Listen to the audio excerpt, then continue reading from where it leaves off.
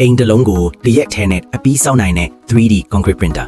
printer တစ်လုံးကိုအသုံးပြုပြီးအိမ်တစ်လုံးကိုတရက်ထဲနဲ့အပြီးတည်ဆောက်နိုင်တယ်လို့ပြောရင်မိတ်ဆွေတို့အနေနဲ့ယုံကြည်နိုင်မှာမလားဟုတ်ပါတယ်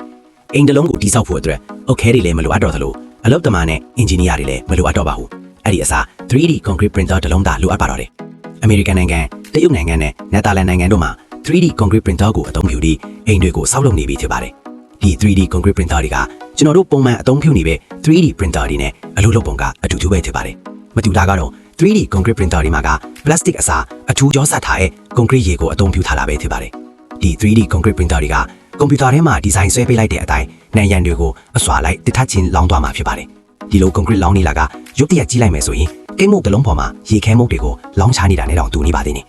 ဒီ 3D concrete printer တွေကအိမ်တစ်လုံးကို24နာရီကနေ48နာရီအတွင်းအပြီးတည်ဆောက်နိုင်ကြပါတယ်ဒါအပြင်ဒီ 3D concrete printer တွေရဲ့အားသာချက်တွေကတော့ပုံမှန်ဆောက်အဦတွေထက်ဆောက်လုပ်ချိန်ပိုများပါတယ်ဒါအပြင်အလုပ်သမားတွေကိုအသုံးမပြုရတဲ့အတွက်ကုန်ကျစရိတ်ကိုလည်းသက်သာစေပြီးကိုလိုချင်တဲ့အိမ်ပုံကိုလည်းဆောက်လုပ်နိုင်ဦးမှာဖြစ်ပါတယ်